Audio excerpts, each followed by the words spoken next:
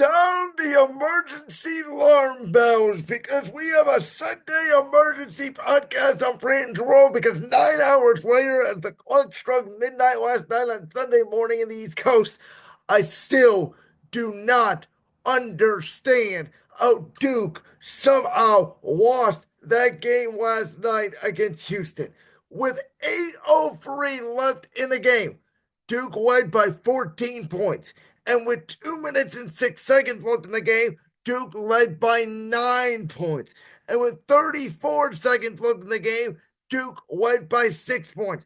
And they did not make a field goal in over 10 minutes with the best collection of talent overall in college basketball, which includes, of course, Cooper Flagg, who, as always, it seems, with me, Brandon Lewis, sports reporter, sports host, founder of Brandon's Role. Whenever I endorse somebody, the next game, the next opportunity, somewhere down the line, they choke.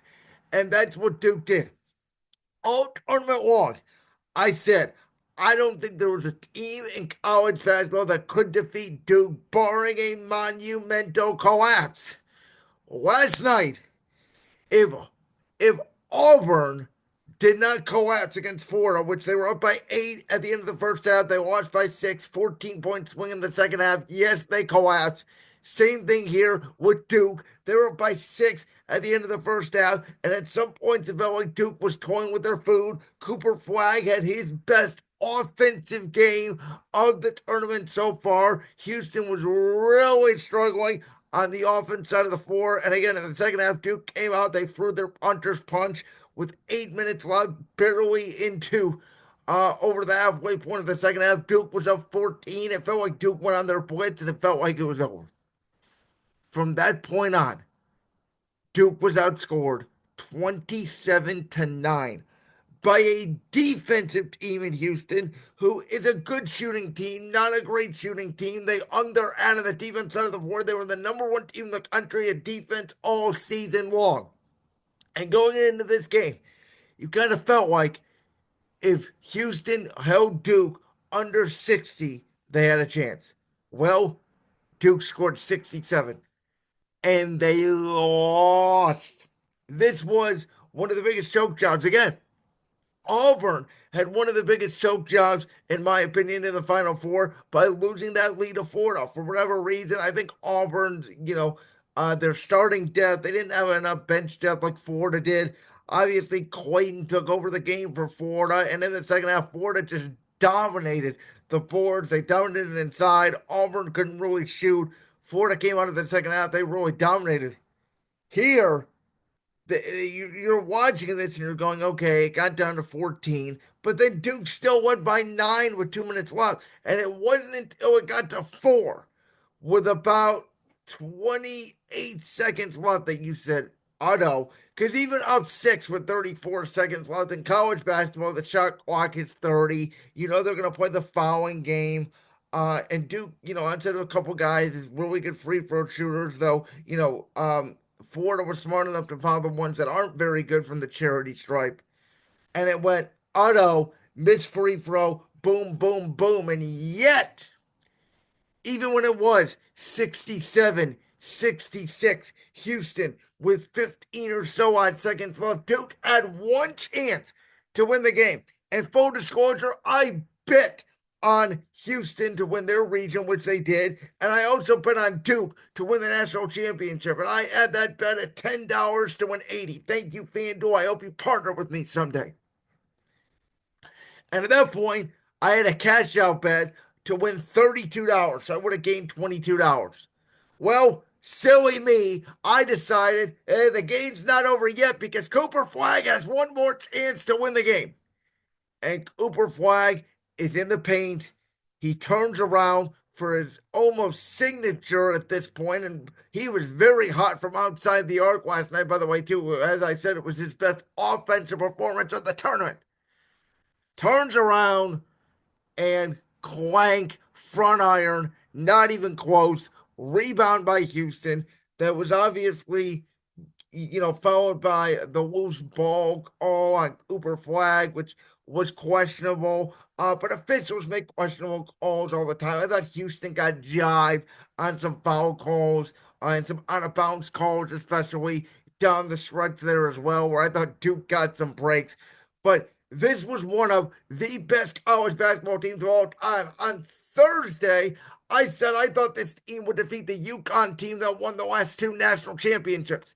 And now, less than 72 hours later, I have to come on the air and say I was wrong.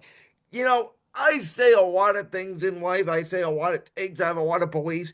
But as a sports talk host and someone who, prides himself on seeing the game from a different lens and a different point of view than everybody else, I like to be right.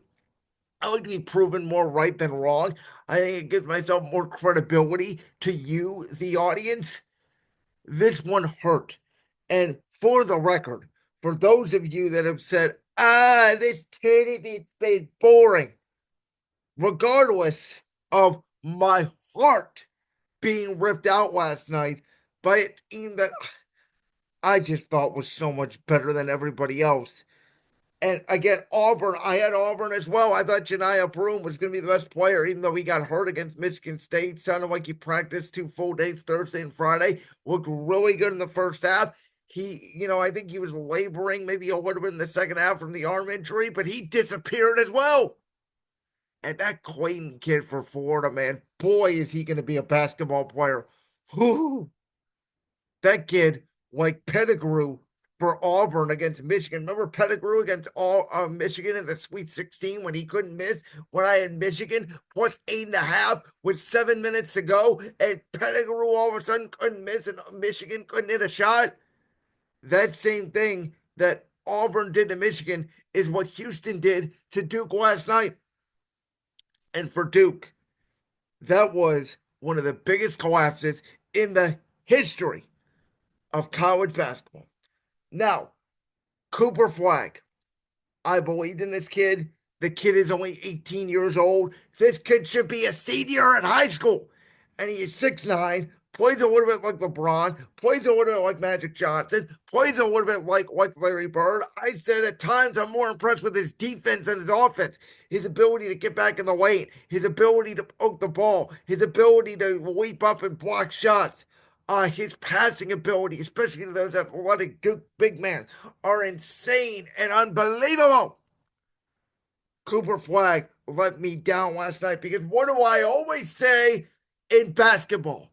Basketball is a weird game, right? Where guys they can score 20 points in the first half and then they can disappear in the second half. And basketball is mostly led by big games and big moments. And I don't care if you've scored a 50 piece for the first 3 quarters. When the game is on the line, I need to see the clutch gene. I need to see that you can make the shot in the game in the moment.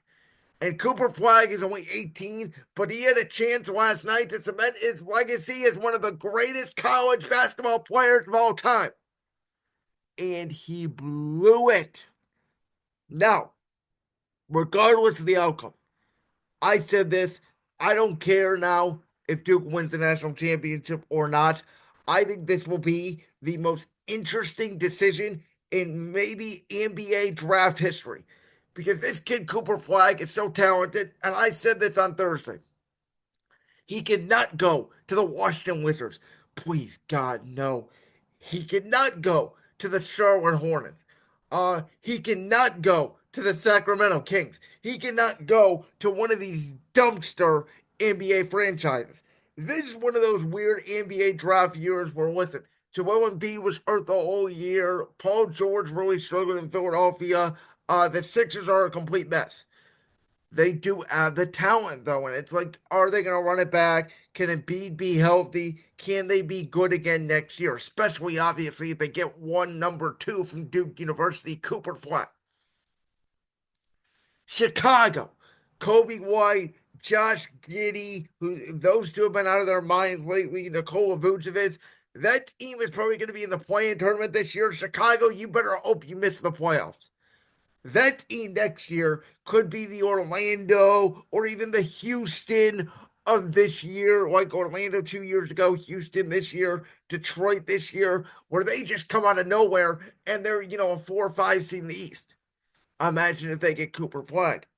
What about the Spurs, right? They were on their way to being a playing team this year. Well, now that they're going to have a fully healthy De'Aaron Fox next year, and we hope, coming off his blood clot, a fully healthy Victor Wembanyama, they're going to be a very good basketball team next year.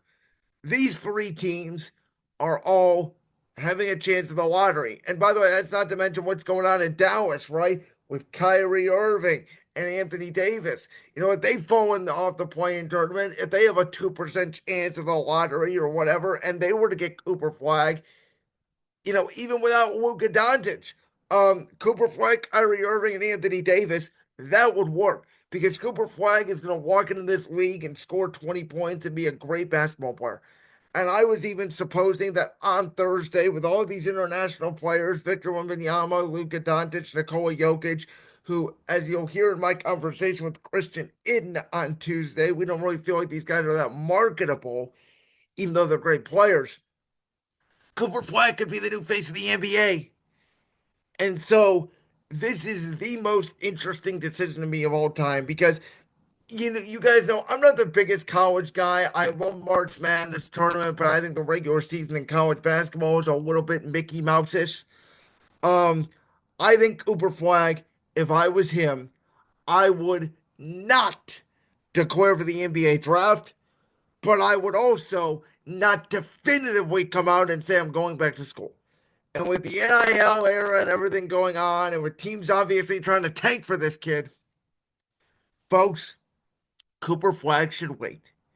He should wait and see who has the number one pick in the NBA draft via the lottery in May. We thought the LeBron James ping pong balls would matter, and obviously they did to the Cavs. We thought the Victor Wembanyama ping pong balls were important. They obviously were to the future of the San Antonio Spurs. We thought the Sixers ping pong ball when they won Ben Simmons was important. That didn't work out. How about the Zion Williamson from Duke New Orleans Pelicans ping pong balls? That didn't work out. I do think these ping pong balls with Cooper Flagg are important. And I think with him being the undisputed best college basketball player in the country, he has the right to have leverage on these NBA teams. He should want to go to Chicago, Philadelphia, San Antonio, even a Miami, and God no, not Charlotte or Washington. But last night, I was severely disappointed. Cooper Flagg let me down. I have to see more out of him in the clutch gene. He may be a great player, but he may not have the clutch gene because he missed the shot to win the game in the moment last night and an all-time collapse by the Duke Blue Devils. And no disrespect to Houston, who played great defense. It was their calling card all year long. No disrespect to Florida, again, who, they have a great team. Clayton's a great point guard. They have a lot of great shooters. But I would make the argument the two best players in college basketball left entering Final Four weekend was Janiah Broome for Auburn and Cooper Flagg for Duke. And with both those guys being eliminated, in my opinion, the national championship game took a huge hit. And out of all of the possible national championship outcomes, in my opinion, Florida v. Houston was the worst possible outcome that we could have had. Like that clip from the Brands World podcast? If so, make sure you go down there and hit that subscribe button. While you're down there hitting the subscribe button, make sure to also hit the notification bell so you never miss another upload. And make sure you check out all the other clips from the Brands World podcast right here on YouTube.